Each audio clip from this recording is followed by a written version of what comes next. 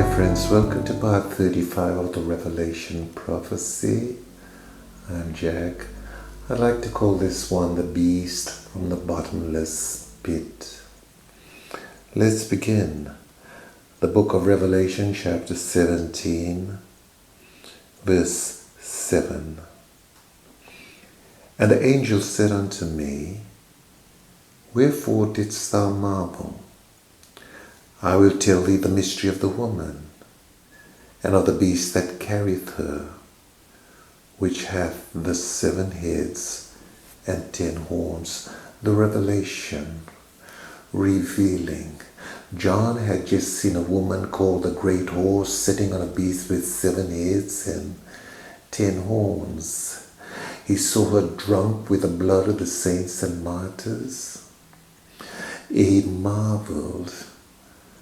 And the angel, the servant, said, Why do you marvel? I'm going to reveal to you the mystery of the beast and the woman that rides. Revelation chapter 17, verse 8.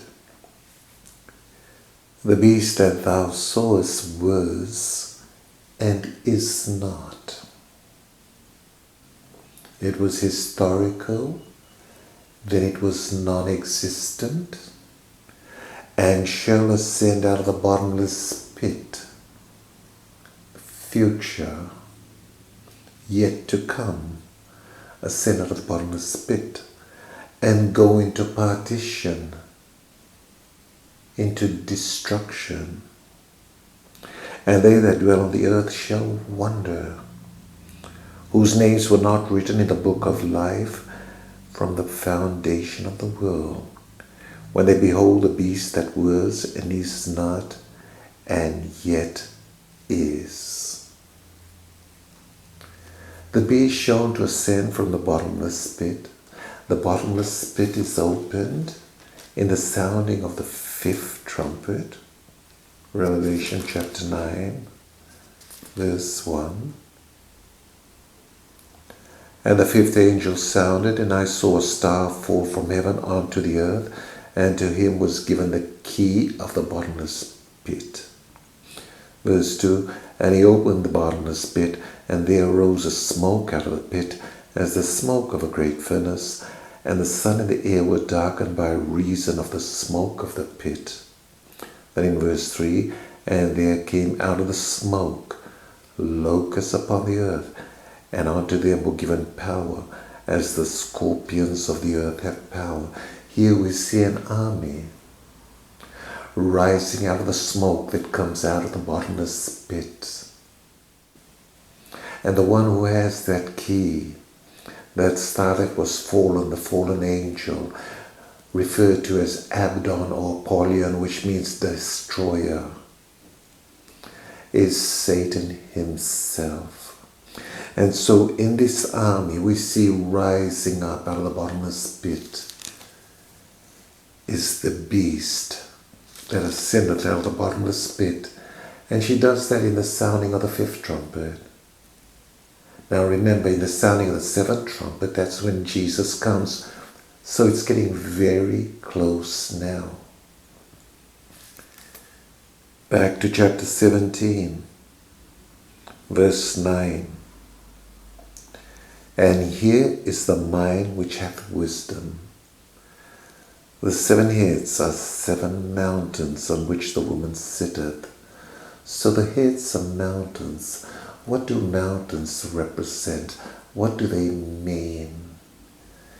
You see, the Revelation prophecy is symbolic. And that's what makes it the most difficult book to understand in the Bible. To understand the truths that are revealed there, we need to understand the meanings of the symbols that are used. And so the question right now is, what is the meaning of the mountain?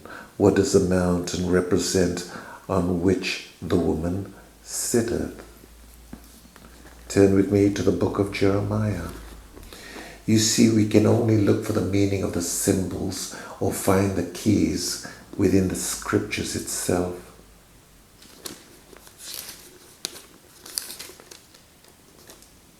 Jeremiah chapter 51, verse 24. And I will render unto Babylon and all the inhabitants of Chaldea all their evil that they have done in Zion in your sight, saith the Lord. Then in verse 25, behold, I'm against thee, O destroying mountain, saith the Lord, which destroyeth all the earth. And I will stretch out mine hand upon thee, and roll thee down from the rocks, and will make thee a burnt mountain. The Lord is referring to Babylon, the Babylonian Empire, as a mountain, a burnt mountain. So mountain is symbolic of a kingdom or an empire. The 7 heads on the beast are representative of mountains, empires, kingdoms. Verse 10, Revelation chapter 17. And there are 7 kings. So we see here it's confirmed. Heads are mountains, are kings, kingdoms. 7 kingdoms incorporated into the beast with 7 heads. And there are 7 kings. 5 are fallen. 1 is, and the other is not yet come. So 5 of these empires will be historical, by the time the Revelation prophecy begins to be fulfilled. 1 is number 6, and 1 is yet to come, number 7. And when he cometh, he must continue a short space. In our study of Revelation chapter 13, part 24, we identified the 5 empires that have fallen using the prophecies of Daniel. The first empire, the Babylonian Empire. Second, Medo-Persian Empire. Third, Grecian Empire. Fourth, Roman Empire. Fifth, Holy Roman Empire. And then 5 have fallen, and the beast was no longer in existence. It no longer existed until number 6. And that's what John saw in chapter 13, verse 1. The 6th beast, 6th empire. Chapter 13, verse 1. And I stood upon the sand of the sea and saw a beast rise up out of the sea, having 7 heads and 10 horns, and upon his horns 10 crowns, and upon his heads the name of blasphemy. So the horns have the crowns on them, which means the power of the 6th head empire, which will signal the beginning of the fulfillment of the Revelation prophecy, will be ruled by the 10 most powerful kingdoms of this empire. And when we look at the area covered by the 5 empires that have fallen, Babylonian, Medo-Persian, Grecian, Roman, Holy Roman Empire, we come to the Europe of today. So we can expect the 6th head empire to be a European empire ruled by the 10 most powerful nations of the empire. But the power doesn't stay with the horns, because then we read that this woman rides, she controls the empire, and that will be number 7, the transfer of power from the 10 kings to the church of Satan, the woman, the great whore. Now this transfer of the empire, the power of the empire, from the kings to the woman, was revealed in chapter 13, verse 5. And there was given unto him a mouth, that's given unto the beast, a mouth, a voice piece, a spokesperson, speaking great things and blasphemies, and powers given unto him to continue 42 months given to the mouth, who other than the woman, the church of Satan, the great whore, who controls the beast, who rides the beast, who speaks for the beast, and the beast must do as she demands. Okay, back to chapter 17. Let's read verse 10 again. And there are 7 kings, 7 kingdoms, empires.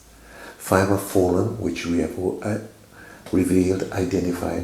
One is number 6, which will coincide with the beginning of the fulfillment of the Revelation prophecy.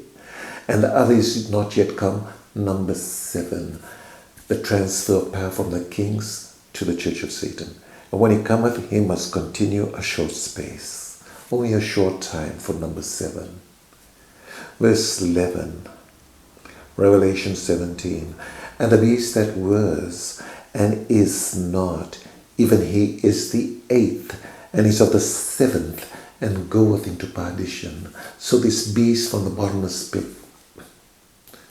it's said to be the 8th, but it's of the 7th. So we see there will be another transfer of power from the 7th to the 8th. Let's read further and we'll see what happens. Verse 12, and the 10 horns, which thou sawest are 10 kings. So the 10 horns of the beast, 10 kings, which have received no kingdom as yet, but receive power as kings 1 hour with the beast. So we have 6 to 7 from the 10 kings to the church of Satan, and then back from the church of Satan to the 10 kings, but they only rule for 1 hour, which is a very short time. That's the 8th. Verse 13, these have one mind, and shall give their power and strength unto the beast. The 10 kings will unite, and they will keep the beast, give the power unto the beast and strength. And then in verse 14, they shall make war with the Lamb. You see, that last hour when after the woman is removed, they turn to meet the Lamb at the second coming of Jesus. They shall make war with the Lamb, and the Lamb shall overcome them, for he is the Lord of lords and Kings of kings, omnipotent, and they that are with him are called and chosen and faithful, his servants. Now into verse 15, Revelation 17. And he said unto me, the waters which thou sawest where the horse sitteth are peoples and multitudes and nations and tongues. So in chapter 17 verse 1, John was invited, and this is what he was told, come hither, I will show unto thee the judgment of the great whore that sitteth upon many waters.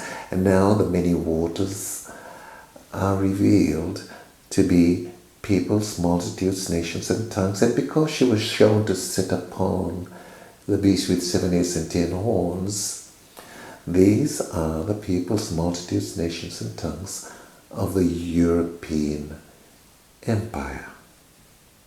Verse 16, and the 10 horns which thou sawest upon the beast, they shall hate the whore. You see, the 10 horns will go against the church of Satan.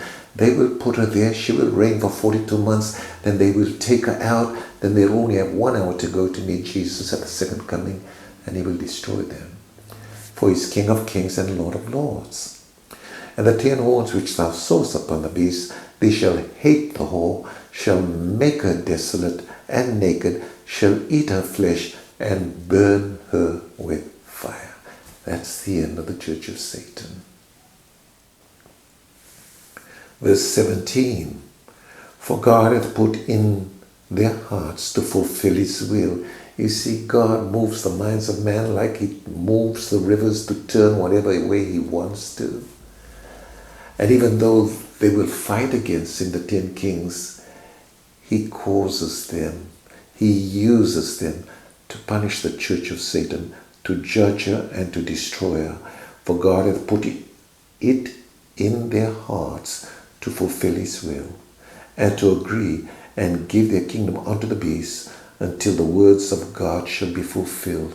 The words of God is the Revelation prophecy, and the prophecy will be fulfilled at the second coming of Jesus Christ. The book of Revelation is to prepare the servants of God for the second coming of Jesus Christ.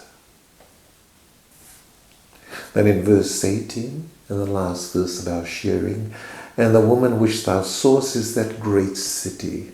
She's a great city in that she's a spiritual city, a city symbolic of her. Upon the forehead of the woman was written the name, Revelation 17:5, and upon her forehead was a name written, Mystery Babylon the Great, spiritual Babylon, that great city which reigneth over the kings of the earth. She will reign over the kings of the earth. But then, at the very last hour, she will be destroyed by the 10 kings who put her into that position. They will turn to meet the Lord at the second coming to fight, and they will be destroyed.